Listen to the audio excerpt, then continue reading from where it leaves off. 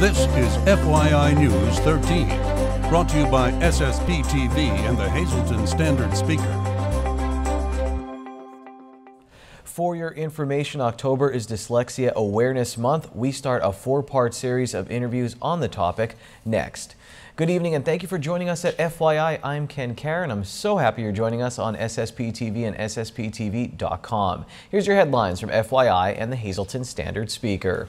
A West Penn Township man that police say shot his wife in the back and then himself has died. 53-year-old Michael Mindock III died on Sunday night. There will be an autopsy on Tuesday to determine the exact cause of death. West Penn Township Police Chief Brian Johnson says that Michael and his wife, 56-year-old Bridget, were found in a home at 687 Arrow Road on Saturday night. According to the report, Michael shot Bridget in the back and then Michael shot himself in the head in an attempted murder-suicide. Mindock's wife was released from the hospital on Sunday. A vehicle that fled from police in Monowi City ended up hitting another vehicle in a crash that caused injuries. State police at Frackville say Monowi City police were chasing 33-year-old Kevin L. Moore Jr. of Pottsville early Sunday morning in the borough. According to the report, he had a passenger, 33-year-old William T. Lipshaw of Monowi City. The vehicle pulled away from police while traveling eastbound on the Brockton Mountain Road in Ryan Township. Police saw a flash ahead of them as Moore's vehicle, while traveling at a high rate of speed, hit another vehicle head-on that was going west on Brockton Mountain Road. Moore fled the scene according to police, and his passenger was injured and sent for treatment. 3 people in the other vehicle were injured. 1 had serious injuries and had to be airlifted. Police are continuing to investigate. 2 suspected drug dealers from the city of Hazleton have been charged. Jim Thorpe Police, Nesquehoning Police, and the Drug Enforcement Administration were doing a drug investigation on the Broad Mountain, and that led to the arrest of 23-year-old Oliver J. De Los Santos Tejada of South Pine Street in Hazleton. He was said to have 19 bricks of heroin in his Cadillac on September 28th. He was arraigned in Palmerton and posted $40,000 bail through a bail bondsman. Police say he confessed to a plan to deliver the drugs to someone in Nesquehoning at a Dollar General. Now 39-year-old Juanita Pretty Money Gonzalez Boynton of East Chestnut Street in Hazleton was arrested by Nesquehoning police after a tip that she was bringing a brick and a half of heroin to the same Dollar General store in Nesquehoning. Police witnessed that delivery. Well, in other news, the former Friendlies in Hazel Township will be a dentist office and retail store. Luzerne Capital Funding bought the property in August. A new building will be put up and around 5,000 square feet will be used for retail space, and the rest of the building will be used for the dentist office. An engineer says the former Friendlies building should be demolished in a few months. Our newsmaker today has a bunch of information on dyslexia. Here's Lisa Sugar with part 1 of an interview series about dyslexia here on FYI. The month of October is Dyslexia Awareness Month. Today I'm pleased to be joined by Kim Plaza, who is a member of Decoding Dyslexia, PA, an organization that is nationwide and in Canada. She is also the parent of a child with dyslexia. Kim, let's start at the beginning. When I hear the term dyslexia, I think children reverse letters in a word. That's not just what dyslexia is all about. It's part of it. Dyslexia is a neurological condition, and it is a specific language-based learning disability. Some of the factors include switching of letters, but it's also phonological awareness. These children cannot sound out words. Because they don't see them correctly, so how could you sound it out? Correct. They don't see them correctly, so they can't sound out the words. But it's in the brain, and we can do MRIs to see how their brains differ from people that don't have dyslexia. They process language differently than we do, and they can be taught to read. They must be taught using a research-based multisensory program, which are available. Now, the numbers are staggering when you told me how many children are impacted by this, so tell us the stats. 1 in 5 children in our country is dyslexic. So that's 20% of our American school children are dyslexic. So every classroom of 25 kids, at least 5 of those kids are dyslexic, and a lot of them go without being identified. And if the teacher sees there is a problem, maybe they're identified but not in the correct way. They might be identified as having a learning disability. A lot of times it's listed, if they're tested, it's called a language-based learning disability, but not necessarily labeled dyslexic. The problem with that is that the specific programs, which are called Orton-Gillingham-based programs, help dyslexic kids to read. They're not getting these programs. They're getting information and they're taught through special education programs, but they're not the specific ones that they need to learn to read. Wow. If someone out there right now is watching this and maybe their child has a reading problem, how do they find out if they have dyslexia? There's certain signs that very small children you can look for. My son specifically, he was identified with a speech delay. So that's a huge sign of dyslexia in children. They will switch their letters as preschoolers, but that's kind of a common thing. So I think a lot of people brush that to the side. Oh, they'll outgrow that. They have trouble rhyming words. So in real small kids, if you give them, hat, they won't be able to think of cat or other words that rhyme. They have, in preschool children, a lot of these kids they can't tie shoes, simple things like that you can see to identify. As they get older and they get into elementary school, spelling is always an issue. Reading is always an issue.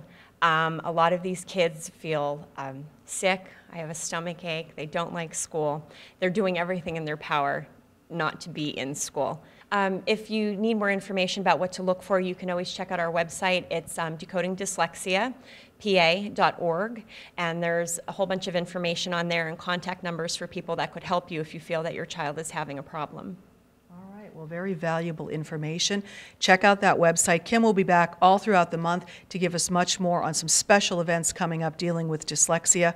We hope that if you need this information, you have now found a place to look. Thanks, Lisa. We'll have part 2 in that series next week. Right now, I'm going to give away 4 tickets to Nancy Kerrigan's Halloween on Ice. And believe me, there's nothing more terrifying than ice skating. I'm terrible at it. Call 570-459-9813, extension 104 right now for your chance to win 4 tickets to the show at the Mohegan Sun Arena in Wilkes-Barre. Please leave your full name and phone number for us to get back to you. The show is Thursday, so you'll have to pick up the tickets tomorrow or Thursday at our office. Well, coming up next, we have more information on the local charity, Brandon's Forever Home, and Janine Mazur-Kevich gets us ready for a big event at Eagle Rock Resort.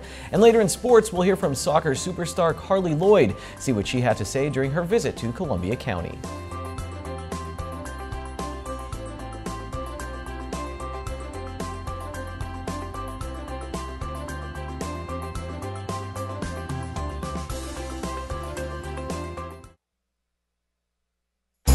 This is FYI News 13, brought to you by SSPTV and the Hazleton Standard Speaker.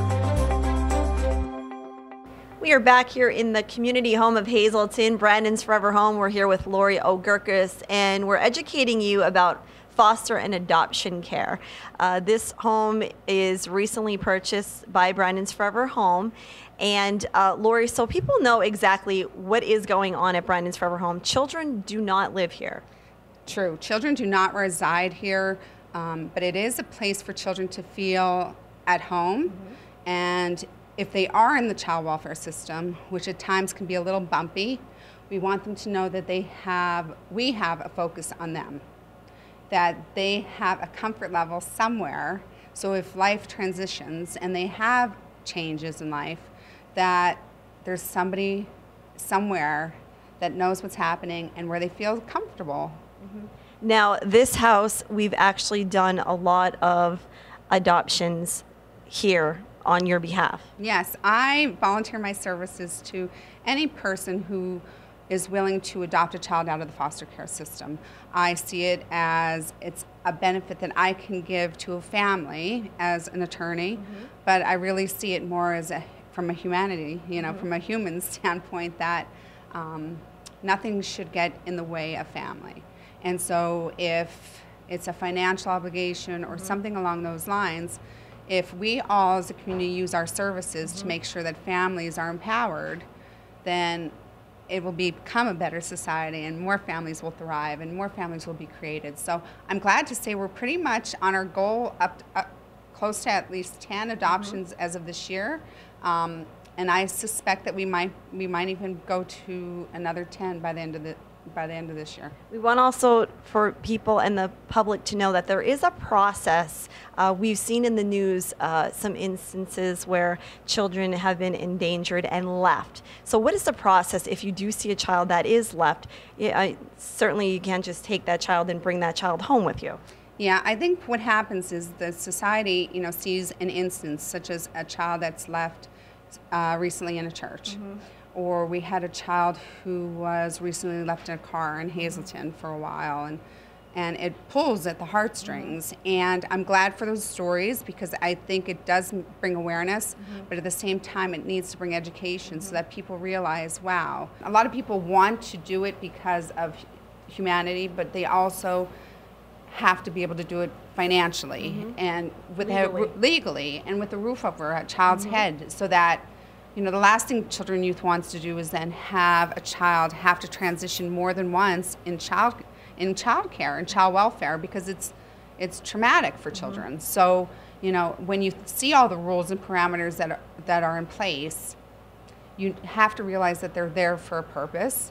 And I always look at it as they were created because, unfortunately, typically because of a tragedy.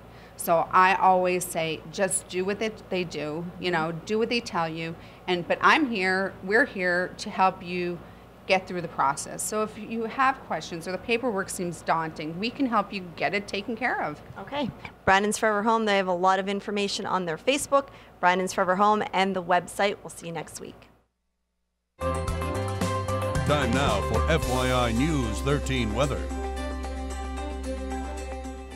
There were more blue and white skies in our area today as we get deeper into October. And here's our local forecast from the National Weather Service. Tonight will be cloudy. Our low will be 54 degrees. Extended forecast now, cloudy on Wednesday and then gradually becoming mostly sunny, high of 68 degrees. Wednesday night will be partly cloudy with a low of 47. For Thursday, a sunny day with a high near 62. Thursday night back down in the mid 40s. Friday, showers are likely. It will be cloudy with a high near 65. Friday night, 40% chance of showers for Friday night football, mostly cloudy with a low of 44 degrees. And then on Saturday, we're looking at a partly sunny day with a high of 56. And on Saturday night, partly cloudy with a low of 42. All right, let's see what's going on at Eagle Rock this weekend. We're back here at the Eagle Rock Resort, and we're with Tom Bass. He is the POA manager, and there's a big weekend coming up that you are all invited to. Fall Festival is here once again, so thanks for having us. Thank you, Janine. Yes, we are open to the public for Fall Festival. It starts off Friday night, 7 and 11. We have Tommy Gunn's band. We're going to have horseback riding throughout the weekend and carnival rides and various activities for the families. Okay, for over the years, this event has grown and grown. Why is it something that Eagle Rock has for this community? Well, it's a beautiful time of year here in the resort, and it's October. It's the last big push for the winter season. Okay, so you're going to have hay rides, and you're going to have what kind of events for the children? There's pumpkin carving, carnival rides, various activities for the kids, hay rides. Okay, and throughout the weekend there are going to be other events taking place. You have artisans coming? Yes, we have artisans coming, crafters. We have wood carving events going on. Okay, there's going to be a beer tent, and you're going to actually have food here too, so you can actually spend the entire day here. That's correct. Okay. We will have a beer tent and food vendors. All right, and the crew here at Eagle Rock's been working on this around the clock for several weeks now. Yes, it's a big event for us here at Eagle Rock. Okay, so for all of the detailed information, you can check out their Facebook page, Eagle Rock Resort, and again, it's happening October 9th through the 11th here at Eagle Rock Resort.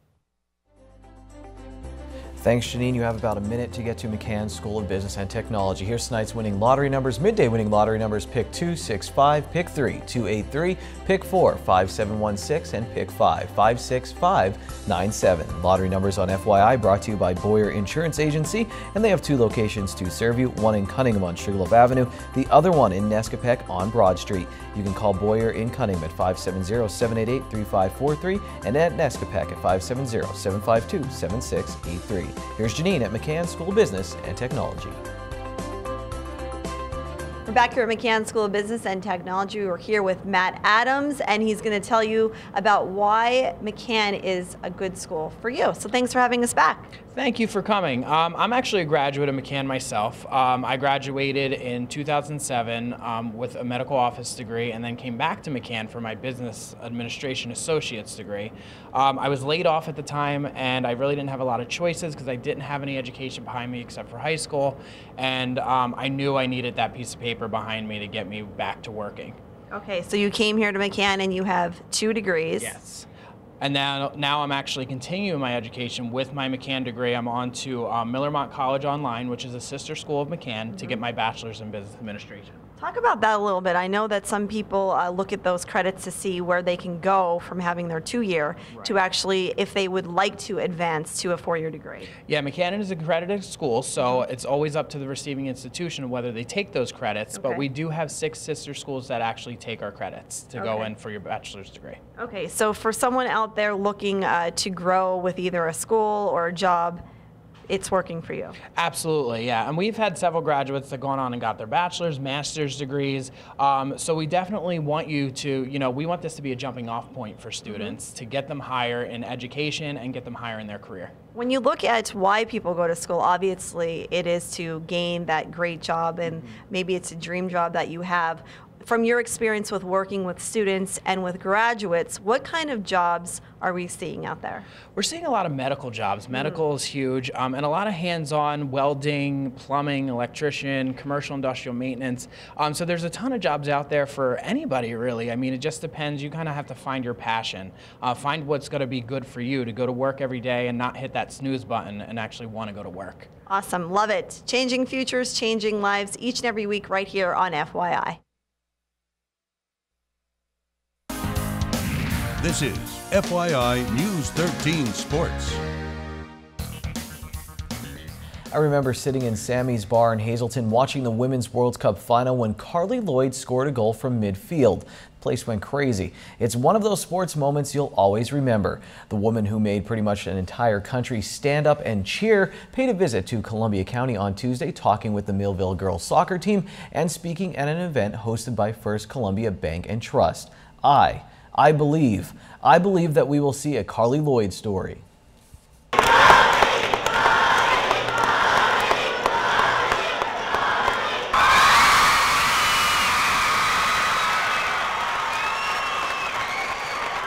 This is the reward for winning a World Cup. This is the glory of scoring a hat trick in the World Cup final and winning the Golden Ball as the tournament's most valuable player. But before the girl from a small town in New Jersey became one of soccer's biggest names, she was tested.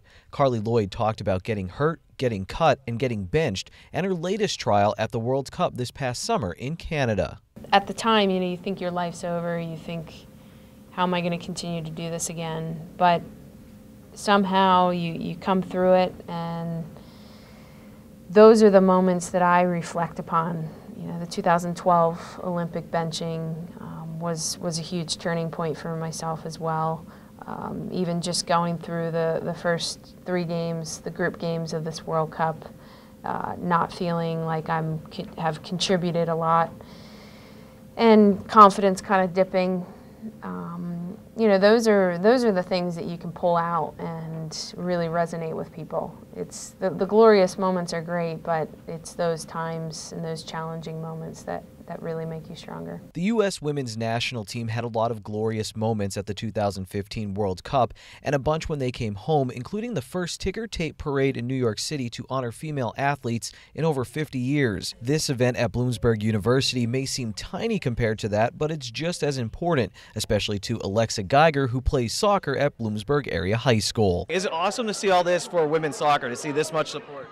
It's actually amazing how much it's grown in the past years, because it used to be really unpopular, but now it's so huge with the amount of people that are here. Women's soccer has hit the mainstream, so much so that EA Sports added 12 women's national teams to their FIFA 2016 video game. It's cool. I mean, if I were growing up, I played video games growing up. I played, Sega and all that, NFL football even, but back then, if there was a soccer game with females on it, I mean, that would be so cool. And we're getting there, slowly but surely we're getting there. I think it's great what EA Sports did, and including us, and hopefully it just continues to get better and better with more teams in there. It would seem that Carly Lloyd has reached the top of a mountain and is taking in a view few get to see, but the competitor in her wants to reach even higher. But no matter how high up she goes, she'll always be grounded. It was funny, actually.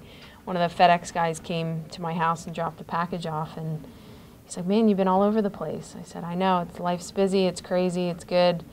And he said, "Well, why are you still living here?" And I'm like, "Well, because nothing's changed about me. I'm still the same person, will always be the same person, still with that same drive and that same dedication and work ethic to want to be the best and continuing to be a fierce competitor and an underdog. And will never, ever change no matter what." Now, Carly Lloyd talked more during her press conference, and we'll have an extended version of the story you just saw coming soon on Out of Left Field. Well, you don't have to wait for the FYI Standard Speaker scoreboard, because here it is. North Schuylkill's Hunter McAtavish. He has qualified for the District 11 AA Golf Championship thanks to an 84 he shot on Tuesday. Marian Catholic, they will compete in the team championship. All right, next on the scoreboard in tennis, the Lady Cougars finished 13-0 in the regular season with a win over Crestwood. Now it's on to districts where they will get a first-round bye. They'll be in the semifinals. In boys soccer, Jim Thorpe beat Tamaqua, and the Penn State Hazleton women's volleyball team lost 2 matches recently. And that's sports for Tuesday, my friends. Happy Wing Night. It's Wing Night at Bottlenecks. Get $2 off your order of wings or all-you-can-eat wings and boneless wings for only $14.95. Bottlenecks wings are voted best wings in the area year after year. Good evening, everyone, and here's tonight's Talk of the Town report. First tonight, the West Hazleton Elementary Middle School PTA will be holding their annual craft fair on Saturday, October 17th from 9 a.m. to 2 p.m. Admission is free, and they will be having crafts, food, vendors, and kids' activities. Our next announcement, St. Michael the Archangel Ukrainian Catholic Church will be holding a healing service Wednesday, October 28th at 6 p.m. The church is located at 114 South Chestnut Street in Shenandoah. For more info, just give them a call, 570-462-0809. And finally, the Butler Township Community Center will be holding a holiday craft fair November 14th from 9 a.m. to 3 p.m. They are now accepting applications and looking for other crafters to participate. The center is located at 415 West Butler Drive in Drums. For an application, please email butlertownship11@yahoo.com. That's tonight's Talk of the Town.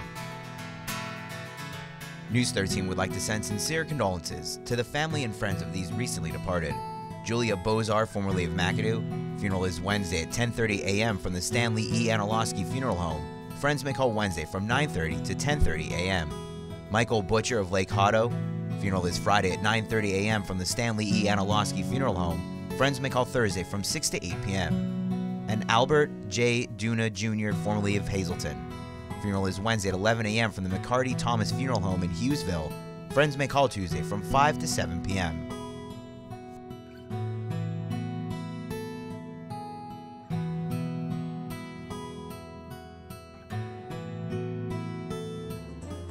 Tomorrow on FYI, we're doing something a little bit different on Dave Day in Sports. You'll want to check that out, plus much more as always. Hit us up, facebook.com/FYI News 13 for breaking news. That's it for tonight. Take it easy, everyone.